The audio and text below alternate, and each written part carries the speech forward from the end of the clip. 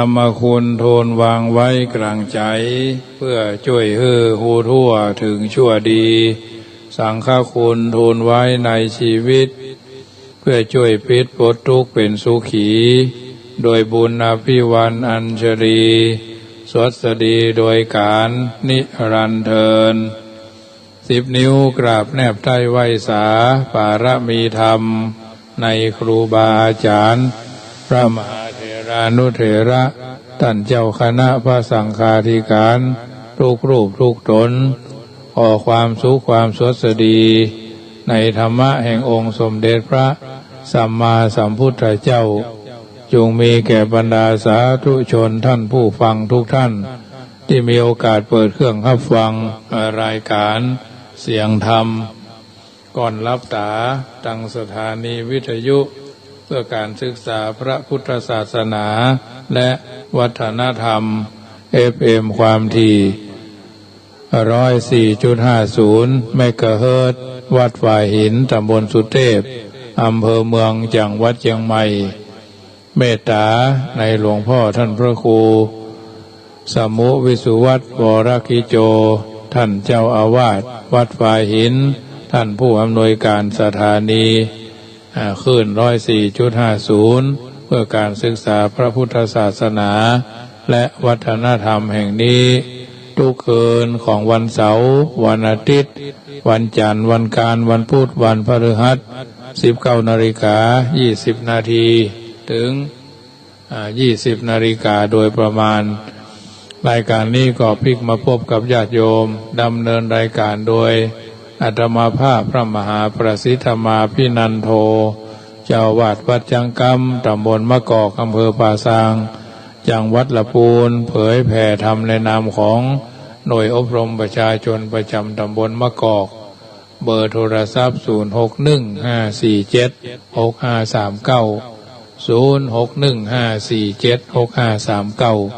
เป็นประจำทุกคืนวันนี้เป็นคืนของวันเสาร์ญาติโยมหลังจากผ่านเทศกาลงานลอยกระทงมาถึงวันที่2วันแรกก็คือตะวาวันนี้ตามปกติถ้าบ่มีเหตุการณ์หยังโรคภัยไข้เจ็บบ่เบียดเบียนบาคมเหงระเนงร้ายในวิถีชีวิตของการดำเนินชีวิตของเฮาพี่น้องทางเชียงใหม่วันนี้เพิ่นก็จะประกวดกระทงใหญ่เนาะ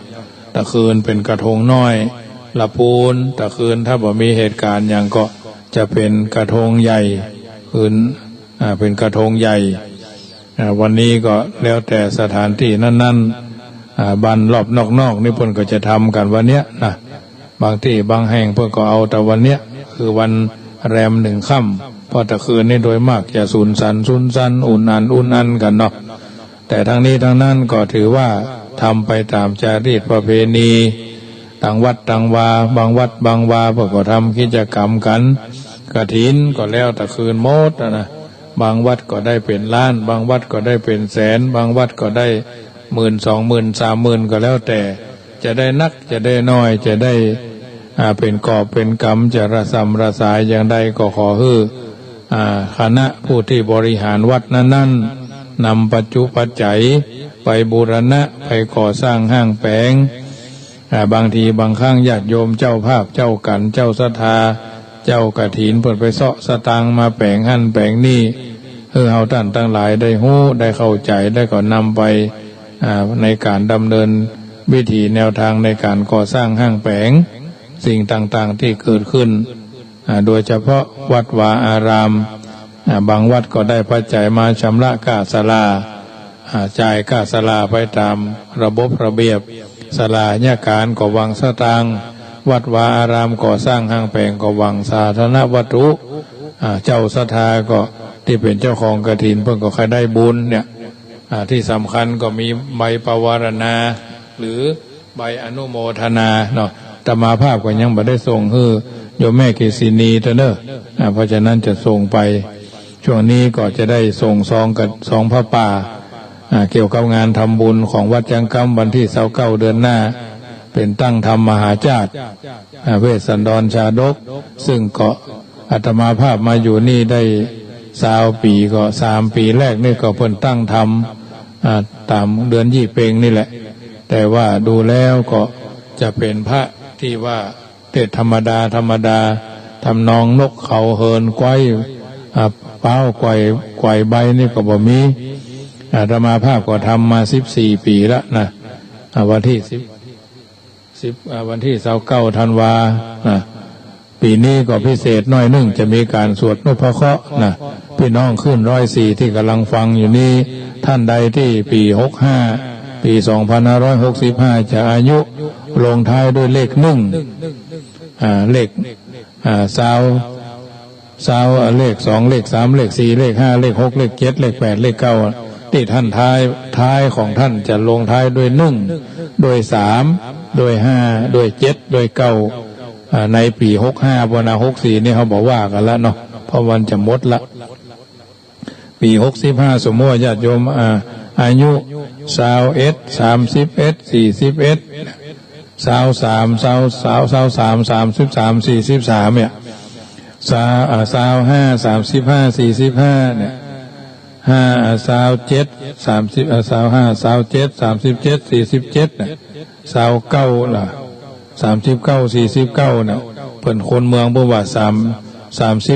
79น่ะลงท้ายด้วยเลขต่างๆเหล่านี้ถามว่าดีก็ดีถ้าตามโหราชตาแต่ว่าไม่เชื่ออย่าลบหลู่เนาะมันเป็นวิบากกรรมมายังมโหที่เฮามีอาจจะบ่ราบรื่นเรียบร้อยอาตมาภาพก็เอาตัวอาตมาภาพเนี่ยเป็นเรื่องที่เสนอให้ญาติโยมฟังว่าตอนอายุ19เนาะไปลำปางอำเภอห้างชัดขาปิกในรถพรสวัสดิ์ทัวจนลงขุนตาลมานะพี่สาวเสด็จออกรถอาตมาภาพนี่ก็จกเต็มผ้าแหละตอนนั้นเป็นเนนใหญ่เนาะใกล้จะเป็กทุเจ้าละอายุ19ในตอนนั้นนะปดท่อโอ่งน้ำที่บนแจกันตะกอนนะปิวข้ามรถไปเลยนะแต่บัดแตกเนี่ยญาติโยมบัดแตกไปตกห้องน้ำพี่สาวนี่สลบไป27 วันเย็บ19 เข็มตายลืมไปกรรมนะอันนี้คืออายุ19พออายุ25มางานบำเพ็ญกุศลศพพ่ออุ้ยแม่อุ้ยพ่อออกไม่ออกเนาะที่บ้านต้นเพิงตำบลเมืองง่าพ่ออุ้ยตุ้ยแม่อุ้ยตุ้ยเสียงสนอบ้านต้นเพิงตำบลเมืองง่าซึ่งเป็นโยมพ่อออกไม่ออกถวายอุปถากอาตมาภาพทองช่วงที่อยู่ละปูนมีกินมีทานสมัยนั้นถวายกำ100 200เนาะมีอย่างก็ไปเอวหาใครได้อย่างก็บอกไปโดยเพิ่นได้เคยส่งปิ่นโตคือหลวงพ่อพระเดชพระคุณท่านเจ้าคุณพระพรหมมงคลเนาะหลวงปู่ทองสมัยเป็นพระอาจารย์ทองพระปลัดทองพระครูพิพัฒน์คณาภิบาลน่ะพระราชพรหมาจารย์พระเทพสิทธาจารย์พระธรรมมังคลาจารย์พระพรหมมงคลน่ะอันเนี้ยเพิ่นเคยส่งคือที่วัดลำเปิงวัดเมืองมางเนาะหลังจากนั้นก็โยมท่านหลวงปู่ทองเพิ่นก็ย้ายไปอยู่วัดเมืองมางวัดลำเปิงเนาะจากวัดเมืองมางก็ย้ายไปลำเปิงผู้เป็นเจ้าคณะอำเภอฮอดเนาะโยมแม่อุ้ยอาตมาภาพก็ไปบ่ได้ละเท่าชะแลแก่ชราส่งปิ่นโตฮื้อนะเวลาไปหาหลวงปู่จำได้มักจะเอาวีบุบหัวนะปันใหญ่ปันสูงเน้อท่านมหาวันพรอย่างตราแม่อาตมาภาพส่งสอบปรริญญา7สอบปรริญญา8เพื่อก็ยังมาเป็นกำลังใจอาตมาภาพก็ถวายเพิ่นมาแต่ละครั้งก็30,000เนาะ32,000เตื้อเพิ่นก็เบาสตางค์นะใส่ปัจจัยให้เพิ่นก็ว่าโอ้เบาว่าลูกเอ้ยขอเอาสังฆทานพอละพ่อมีแล้วลูกเอาไปใช้ไปจ่ายบริหารพระบริวารไปบริหารพระบริหารเนรบริหารวัดบริวารวาเด้อพ่อบ่เอานะบอกให้เจ้าคุณประมวลตัวนะพระศรีศิลปาจารย์เนี่ยอันเนี้ยเป็นบารมีที่เขาได้ทำกันมาเพราะฉะนั้นญาติโยมสาธุชนสิ่งต่างๆเหล่านี้ก็ถือว่าเป็นสิ่งที่เขาสร้างได้ด้วยตัวของเขาเองบุญบารมีที่เขาทำมาสร้างบุญสร้างบารมีแต่ละคนแต่ละท่านก็ขอให้สำเร็จดังเจตนาปารภวันเทศกาลสำคัญอาตมาภาพก็ตั้งทำบารมีมาปีหนึ่งก็แสนปลายนะปัจจัยถวายพระที่เทศที่เป็นพระเสียง ระดับเกรด A ทั้งนั้นญาติโยมถวายตนละ 2,500 นะ 2,013 กันต่อปีนะ2,500ยิปาทานเตรียมไว้แล้ว 150,000 บาทนะต่อครั้งก็ทำไปต่อแต่ท็อปแท็บกันไปนั่นแหละบ่ได้รวยบ่ได้ตุกแต่ว่าทำได้นะบางวัดนี่เพิ่นใจเงินวัดแต่อาตมาภาพนี่อาศัยปัจจัยจากคนนั้นช่วยคนนั้นช่วยคนละเล็กคนละน้อยเอามาใส่กันมีการจัดกิจกรรมอันใดอันหนึ่งเสริมมาผ้าป่าก็999 กองละ99 บาทคาถา1,000พระคาถาก็แต่ละกันก็49พระคาถาถามว่านี่อย่างลงเก้าเนาะธรรมะของพระพุทธเจ้าก็เก้าเนาะ999 กองแล้วก็49ก็คือ45ก็คือพรรษาของพระพุทธเจ้านะอันนี้ถือว่าได้ทำมาทุกปีนะปีหนึ่งญาติโยมเกิดปีนัวปีชวดนูชะลูวัวขันเสือท้อกระต่ายก็แล้วแต่ที่เขาทำได้แต่คืนวันที่29ในการมีการเทศนาธรรมมาลัยเก้ามาลัยปายนะคาถา1,003 ผูกนะคืนวันที่29เสร็จแล้วก็จะเริ่มเทศประมาณ4 โมงก็จะเทศไปเรื่อยๆจนจบแล้วก็วันนั้น74ก็ถ้าจะมาเป็นพระอาจารย์คงจะได้มานอนนี่คืนหนึ่งเสร็จเรียบร้อยก็จะได้เทศนาธรรม5 ผูกเนาะมาลัยเก้ามาลัยปายคาถา1,000นะอันนี้ก็ถือว่าเป็นประเพณีที่ทำกันมาเสร็จแล้วก็จะมีการสวดนพเคราะห์ญาติโยมก็จะได้มากวนข้าวติ๊บนะกวนข้าวติ๊บก็ให้มีถั่วมีงาขาวงาดำถั่วดินนะข้าวสารเนาะน้ำผึ้งน้ำอ้อยนะเอามาร่วมกันได้หรือมีขนมนมเนยก็เอามาร่วมได้นะในการปักต้นปักหยังจะฮับเป็นเจ้าภาพต้นก็ได้ต้นแต่ละที่แต่ละต่างขอคือทำแบบสบายใจเนาะทางนี้ทางนั้นอาตมาภาพก็เป็นสะพานบุญให้ทุกคนเนาะเปรียบเหมือนว่านอนทอดสะพานให้ท่านทั้งหลายเดินข้ามไปสู่แดนสุขาวดีนะเดินผ่านอาตมาภาพไปเลยไม่ต้องไปติดไปคัดไปหั่นไปนี่เนาะสมมติว่าอาตมานอนเป็นสะพานคนให้ด้านทั้งหลายเหยียบข้ามนะเดินข้ามไปเดินด้วยน้ำใจโดยเดินด้วยทานเดินด้วยศีลเดินด้วยภาวนาผ่านไปแดนสุขาวดีของท่านเพราะฉะนั้น1 ปีก็มี1 เตื้อทุกคนทำได้เหมือนกันหมดบางวัดเพิ่นก็มีบุญบารมีแก่กล้ามหามูราศรัทธาก็มาร่วมกันอาตมาภาพก็คงจะเป็นผู้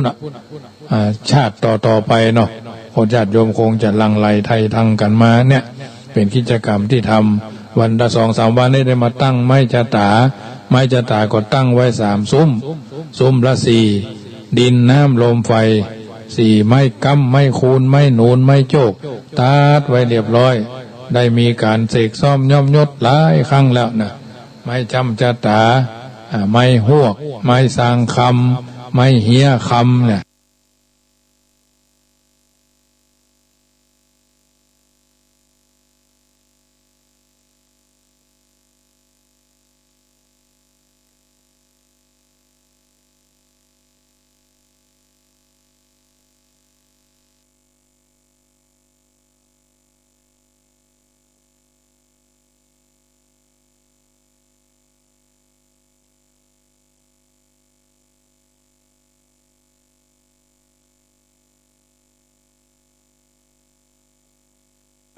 เชื้อราชินีกูลเนาะเตือเจ้าละปูนก็มาเชียงใหม่ก็มาหลายปีละ20 กว่าปีนี่นะบางคนมันเมินเนี่ยเพิ่นก็มาวันนี้พี่น้องตังตาวังเป้าก็มาร่วมทำบุญปูชาเตียนเนาะก็เดี๋ยวนี้ได้ประมาณสัก10 กว่า20 กว่าเล่มเนาะซึ่งคืนวันที่29เนี่ยจะจุดเตียนพระธวัดเตียน108แต่จุด109 เล่มละ99 บาทเพื่อจะได้รวบรวมปัจจัยเป็นการก่อสร้างห้างแผงซึ่งการก่อสร้างห้างแผงที่วัดนี่ก็ยังข้างคายังข้างคายังบ่แล้วดีเนาะต่อแนบต่อหน้าตั้งแหมน้อยนึงอันนี้ก็จะได้ให้มันเป็นที่สบายอกสบายใจดังนั้นก็ทำด้วยความสบายใจ ผ้าป่า999 กองเนาะตั้งทำมหาจาตุถ้าจะเป็นเจ้าภาพกันละ 2,500 บาทถ้าจะเป็นเจ้าภาพการอันเป็นห้องว่ากองบุญกันละ45กองบุญละ99 บาทท่านเกิดปีหนูก็เอา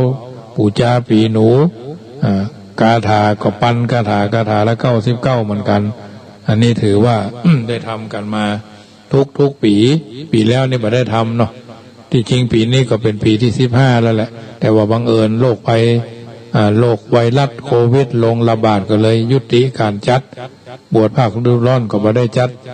มา2 ปีแล้วเนาะเพิ่นห้องว่าศาสนาทายาทก็ไม่ได้บวชไม่ได้บรรพชาอันนี้ก็เป็นกิจกรรมของทางวัดเสาเก้าวันที่30ก็ตั้งแต่ตี 5เทศนาธรรมอานิสงส์เวสสันตระตี 5ครูบาอาจารย์ที่เทศนาธรรมเนี่ยไม่ให้ตัดไม่ให้รัดไม่ให้ข้ามธรรมนะทำแล้วอย่างน้อยๆก็กะใส่กับเก้ากับปลายเดินธรรมสรุปธรรมฟังญาติโยมก็จะได้เป็นที่เข้าใจถ่ายทอดเฟซบุ๊กไลฟ์สดโดยเนาะถ่ายทอดขึ้น104โดยเนี่ยขึ้นที่กำลังเนี่ยได้ขอเมตตาจองคิวไว้ว่าวันที่29เมื่อค่ำวันที่30ก็คงจะพนกว่าจะแล้วก็ประมาณทุ่ม2 ทุ่มพนอันนี้เป็นกิจกรรมที่ทำกันมาขอเมตตาถ่ายทอดสดซึ่งกิจกรรมเหล่านี้ไม่ได้ทำเล่นๆทำให้ท่านทั้งหลายได้รู้ว่าตู้เจ้าอำเภอป่าซางตนหนึ่งได้จัดรายการก็ทำได้เป็นการเปิดห้องว่าทำเพื่อทำให้เขารู้ทำให้เขาดูทำให้เขาเห็นทำให้เขาพิสูจน์ได้ด้วยตัวของเขาเองนะเพราะฉะนั้นการตั้งธรรมหลวงนี่ประกอบด้วยเปิดห้องว่าสถานที่วัสดุสิ่งของพระเทศการเทศและผู้ฟังเทศและญาติโยมที่ฟังคืนนี้ใครมาร่วมเป็นเจ้าภาพหรือจะมานอนที่นี่ก็ได้เนาะมีที่พักที่อย่างอยู่ห้องน้ำห้องส้วมก็สะดวกสบายตามฐานะของวัดนะบัดได้นอนตรงนี้จะนอนรีสอร์ทก็ได้จัดอันนี้ก็น้อมเอิญเจริญพรเนอะปีละ1 เตื้อเอาก็มาแล้วก็วันที่30เทศนาธรรมทั้งวันนะตั้งแต่ตี 5อย่างโวยก็2 ทุ่มอย่างโวยก็ทุ่มครึ่งอย่างซ่าก็2 ทุ่มครึ่งเทศนาธรรมครูบาอาจารย์ที่มาเทศนาธรรมนี่ล้วนแล้วแต่พูดเป็นผู้ชำนาญทั้งนั้นนะจะได้บันทึกเป็น MP3 เอาไว้ว่าครั้งหนึ่งครั้งที่14ได้มาฟังธรรมเทศนามหาจาตุที่วัดจังกำโดยครูบาอาจารย์ผู้ทรงศีลทรงธรรมทั้งนั้นวันที่31แมลงก็สวดมนต์ข้ามปีเนาะวันที่1กี่คนน้ำเจ้าข้องไงถ้าเหตุการณ์บาดเลวร้ายก็มีการสืบโหราจาตาท่านทั้งหลายมาก็จะมีการแจกปฏิทินก็จะเป็นปฏิทินที่มีคาถาโพชฌงค์7กันโควิดทั้งนั้นญาติโยมปีแล้วก็มีปีก่อนก็มีปีก่อนก็เป็นคาถาโควิดพุทโธบังซ้ายธัมโมบังขวานะปีที่ผ่านมานี่คือปีเนี้ยก็เป็นคาถาพุทโธโยแค้วคลาดธัมโมโยแค้วคลาดปีนี้ก็จะมีแถมบทหนึ่งท่านทั้งหลายก็เอาไปท่องเอาไปทวนเอาไปสาธยายได้เนอะไปสาธยายได้จะอยู่สบายอันนี้ครูบาอาจารย์เปิ่นฤทธนาปริวัติเอามาอู้เอิญเจริญพรให้ญาติโยมฟังพี่น้องเชียงใหม่ที่เคยร่วมกินร่วมทาน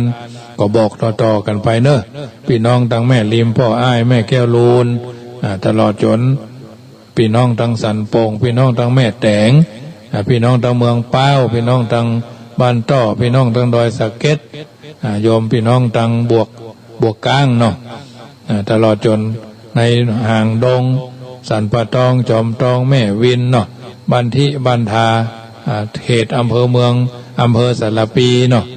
ทางนี้ทางนั้นก็น้อมเอิญเจริญพรเนอะมีคำเก่าๆเอาไว้ว่าโยทันตกาเลทันเทติตระนีเยจตาระเยโสนิโยนิโสสังวิธาเนนะสุขังปโปติบันดิโตผู้ใดช้าเวลาที่ควรช้าและรีบในเวลาที่ควรรีบผู้นั้นจัดได้ว่าเป็นคนฉลาดย่อมได้รับความสุขสมหวัง เพราะจัดการได้ละเอียดถี่ถ้วนอันการงานต่างๆญาติโยมงานบ้านงานวัดงานโรงเรียนงานส่วนครอบครัวงานส่วนแห่งส่วนรวมเนาะจะสำเร็จลุล่วงไปด้วยความเรียบร้อยอย่างงานลอยกระทงตาวาก็ดีวันนี้ก็ดีงานกฐินก็ดีผ้าป่าหางกฐินก็ดีจะได้รับประโยชน์ตามที่ต้องการจักสำเร็จไปอย่างทุลักทุเลบ่เรียบร้อยทั้งบ่ได้ผลตามที่ต้องการก็ขึ้นอยู่กับวิธีการทำงานแม้กระทั่งนายช่างเล็กช่างออกช่างเชื่อมช่างปูนช่างอิฐช่างหินช่างทรายช่างก่อสร้างอุโบสถวิหารศาลาการประเรียนบ้านจองหอเฮือนเปิ้นเฮาว่ามีอัปเดตตัวเก่าอยู่ตลอดเวลาศาลาบางศาลานี่อ่านแบบบ่ออกเพราะบ่ได้จบการเขียนแบบมาแต่คนแต่ก่อนเพิ่นก็ไปจากวัดน้อยนานทหารเก่านี่ก็พอจะฮู้อันนี้ก็ถือว่าถ้ามีการจัดการมีการพัฒนาการศักยภาพสมรรถภาพเพิ่นฮ้องว่าศักยภาพสมรรถภาพแล้วก็ความสามารถจัดเป็นหัวใจของงานทุกอย่างการจัดการถ้าไผฉลาดในการจัดการงานก็เรียบร้อย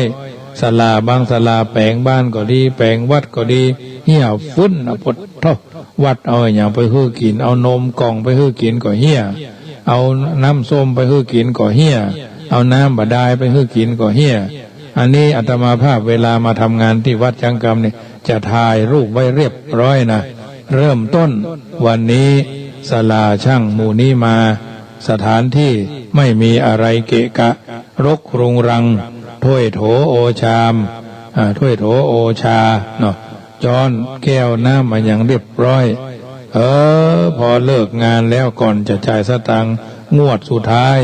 ก่อนจะตายสตางค์ก็ต้องมาห้องมาอู้ว่าเดี๋ยวนี้เป็นจะใดงานสำเร็จแล้วเหรอก็จะเที่ยงทุจะติงนะว่าเดี๋ยวนี้ก่อนจะจ่ายสตางค์ตอนที่จะมาภาพเป็นเช่นนี้ภาพเอาแท็บเล็ตถ่ายให้พอเลยก่อนที่จะทำไปแล้วเดือนก็2 เดือน3 เดือนกับหัวเมินบ่เมินหัวเสร็จเรียบร้อยมันต้องเป็นสภาพนี้ถึงจะจ่ายตังค์นะไม่งั้นหักก่อนจ่ายก็หักก่อนจ่ายณที่ทำการนะเพราะฉะนั้นวัดหรอเพราะฉะนั้นคนมนุษย์กินแล้วต้องเพียวมนุษย์กินต้องความสะอาดเปิ้นเฮาว่ากินอย่างมนุษย์ต้องเพียวอย่างมนุษย์กินอย่างมนุษย์เหี้ยฟื้นอย่างแมง4 ตีนหางเหี่ยวปากเลี่ยมเลียปากหลับไม่ใช่อย่างนั้นนะเพราะฉะนั้นถ้าจัดการไม่เป็นงานก็ครุขระงานก็ยุ่งเหยิงงานก็เหี้ยฟื้นแหละทั้งนี้งานนั้นเป็นงานธรรมดาแต่ถ้าศาลาเพิ่นมีวิสัยทัศน์มีคุณภาพมีสมรรถภาพมีศักยภาพนี่บ่ค่อยมีปัญหาเอามาช่วยกันเพี้ยวก่อนเคลียร์งานละเก็บงานให้เพิ่นเรียบร้อยโดยวันจันทร์จ้อนอย่างเอาวัดมาแก้วเอาวัดไม้นะห้องน้ำห้องส้วมเพิ่นบำรุงทำซ้ำนะเพิ่นห้องว่าชำระหนี้สงฆ์จะนักจะน้อยบ่ว่านะแต่ขอให้มีส่วนร่วมบ่ใช่ว่าโอ้จักหน้าลืมหลังจักล้ำเรื่องหน้าเพราะฉะนั้นวัดเป็นสถานที่ศักดิ์สิทธิ์มาด้วยใจบริสุทธิ์จากไปก็ใจใสสะอาดบริสุทธิ์แต่เพราะฉะนั้นงานวัดศาลาบางศาลาก็มีปัญหาไปจกเอาของเก่าของเกลือเนาะพระเจ้าพ่องพระเครื่องล่างของคลังพ่องนี่มีเยอะนะมีอันตรายมีหื้อหันมีหื้อหู้เปิดห้องว่าเปรตอสุรกายนะอสุรกายสัมภเวสีอันทำงานกับวัดกวานี่ต้องระวังยิ่งเมินไปนะเปิดว่าสะดวกนักมักง่ายสบายนักเกยตัวเพราะฉะนั้นบางคนบางท่านอย่าธรรมาภาพนี่ผ่านมาหลายศาลาดอกศาลาดวงนี่นะศาลาดอกดวงที่อ่อนช้อยก็คือศาลาหานแก้วหางดงหานแก้วงัวลายศาลานงนะศาลาอุโบสถวิหารศาลาลากฐานศาลาบ้านแม่สารบ้านตองแม่สารป่าแดดแม่สารป่าขาม สันปาซักถึงวันนี้ศาลาที่มาทำที่วัดจังกำนี่ศาลาสันหลวงศาลาบัดนะอันนี้เพิ่นเรียบร้อยนะเพราะฉะนั้นเราถือว่าเราพิษกันเหี่ยก่อนที่จะเลิกลากันไปบางคนก็ศาลาบางศาลาก็ปดคืนก้าตัวเพื่อนห้องว่าใครได้นักใครกินนักให้กินเท่าปลายก้อยใครกินน้อยให้กินเท่าหัวแม่มือมีที่ไหนศาลาทำแล้วบ่ได้กำไรแต่กำไรเกินควรก็ไม่ควรจะทำเพราะเขาก็หันใจกันเนาะอันเนี้ยประหยัดให้มากแต่ได้ผลสูงสุดหรือลักลงทุนน้อยได้กำไรมากการจัดการเรื่องเวลาทำงานก็เหมือนกันบางทีบางครั้งถ้าเป็นงานหลวงเปิ้นจะปรับละเคยกำหนดเวลาอย่างอันอย่างอี้นะโอ้อาตมาภาพนี่โหหันหมด50 กว่าปีที่เป็นผู้เจ้ามานี่นะอายุมา50 ปีอยู่มาหลายวัดนะหันสั่งอยู่วัดบรรยุในศาลาอยู่วัดแม่สารประคามก็แปลงวิหารอยู่วัดถ้ำป่าก็บูรณะวิหารนะน้ำบ่อหลวงก็แปลงศาลารอ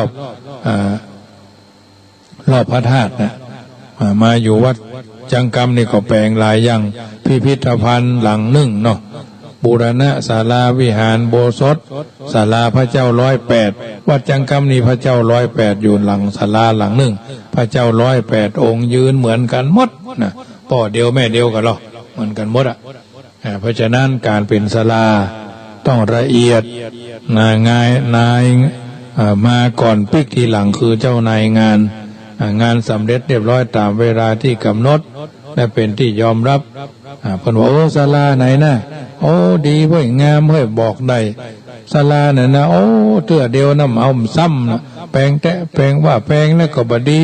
เนี่ยในขว้างหันแล้วเวลาขึ้นไปที่สูงเนาะบนเทิงบนเพดานกาตรงนั้นตรงนี้นะกินเหี้ยกินหายเอานมไปกินเอาเปลือกกล้วยไปกินขนมนมเนยไปกินซองหั่นซองนี่นะศาลาขึ้นทั้งสูงนะแต่มาภาพโฮงกุฏิหลังเก่านะกุฏิหลังเนี้ยก่อนที่จะเคลียร์งานก็ขึ้นไปพอเนาะเพิ่นห้องว่าขึ้นนั่งล้านขึ้นไปพอแล้วมันเป็นจะได้ขึ้นเกินขึ้นบันไดขึ้นไปพอโพดได้เป็น2-3 กระสอบพุ่นน่ะโคนเมืองเขาเนี่ยการนะมันจะเป็นยะไปเก็บมาขึ้นไปเก็บมาเลยไปเอาลงมาหื้อหานหื้อหู้เนี่ยบ่ได้ขายหน้านะคือบ่ได้ประจานเพราะท่านทำเองผู้เจ้าก็พยายามเอาขนมนมเนยมาหื้อกินเนาะ2 ชุดก็2 กะละมังเนี่ยได้เก็บแถวกะละมังวะจอนถ้วยเถาโอชาบ่ค่อยเหมาะเท่าใดนักนะมันจะเป็นบาปเป็นกรรมเพิ่นเฮาว่าเศษกรรมนะอันนี้ถือว่าต้องทำความสะอาดให้เรียบร้อยนะต้องการเวลาต้องการความละเอียดมันเป็นที่เชิดหน้าชูตา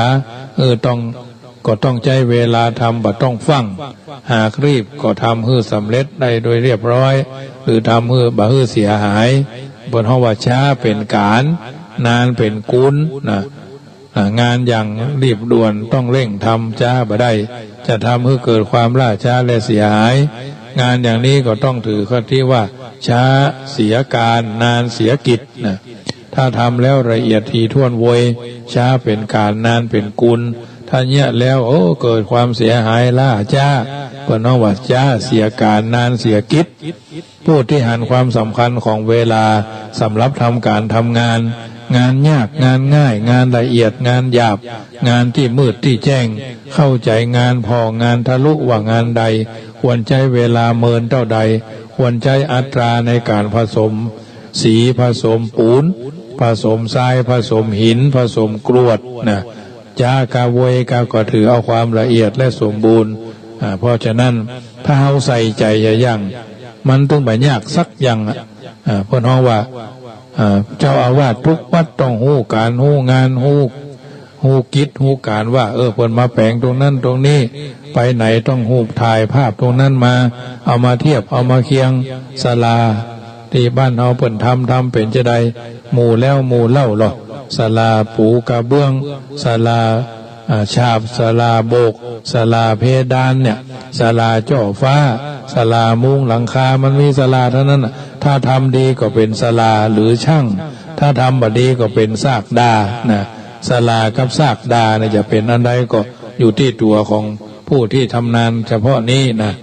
คนที่ทำงานในลักษณะเช่นนี้จัดไว้เป็นบัณฑิตคือคนฉลาดในการจัดงานลูกน้องแต่ละคนต้องมีรายจ่ายที่ว่าจังกรรมนี่ก็มีเนาะพนักงานเป็นคนไตใหญ่พี่น้องไตใหญ่เพิ่นมาทำการทำงานนายจ้างเบิกสตางค์ไป2 งวดแต่ว่าบ่ฮื้อลูกน้องอันนี้ก็เยอะศาลา108เมื่อปี60น่ะ60 61ก็เจอเหมือนกันเอาลูกน้องมาไว้ใน15 คนปากฏว่าเบิกเงินไป 2-3 เตื้อศาลาเก่าเจ้าภาพเก่าบ่ฮื้อศาลาเราได้มาลอยแพอยู่นี่เป็น15 วันธรรมาภาพได้แกงหั่นแกงนี่นึ่งข้าวปอไฟเลี้ยง15 วันกันนายโยมเนี่ยถือว่าคนเมืองเขาเรียกด้วยมากจะหันแก่ตัวเพราะฉะนั้น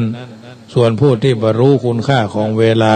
มักอึดอาดยืดยาดอ้างวันอ้างผูกอ้างสืบผูกสืบฮือนะบรีบบร้อนปล่อยไปตามอารมณ์เปิดห้องว่าถึงก็ช่างไม่ถึงก็ช่างนะ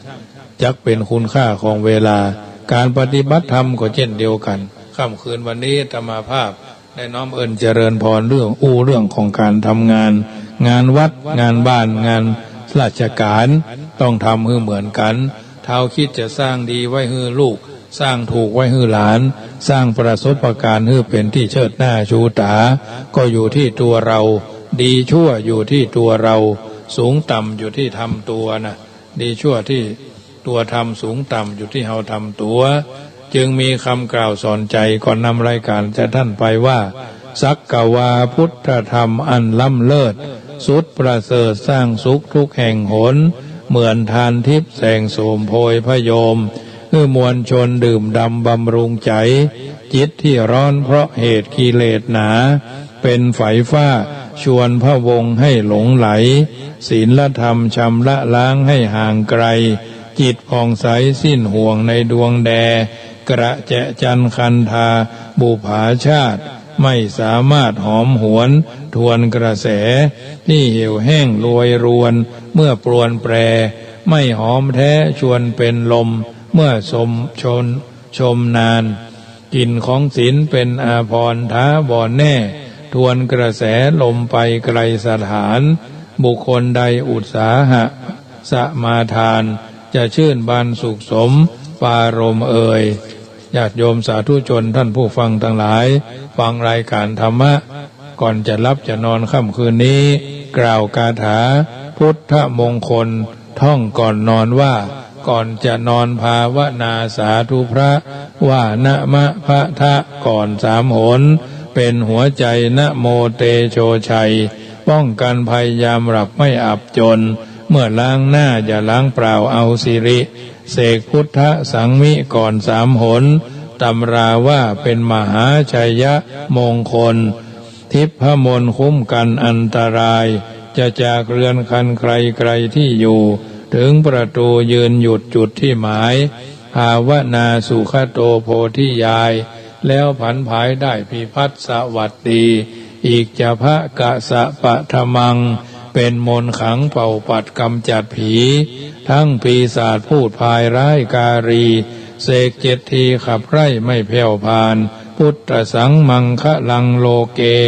อย่าเฉยใช้นี้คาถามหาศาลเป็นมงคลคุ้มกันอันธพาลถึงลุกรานได้ดีนี้กระจายเสกทุกคราสวมสร้อยห้อยพระเครื่องเดชกระเดืองเรียกมงคล3 สายช่วยป้องปัดพยันอันตรายทั้งหญิงชายเมตตาปราณีเอ่ยรัตนัตยานุภาเวนะสัทธาโสธีภาวันตุโวอายุวันโนสุขังป้าลังขอเจริญพร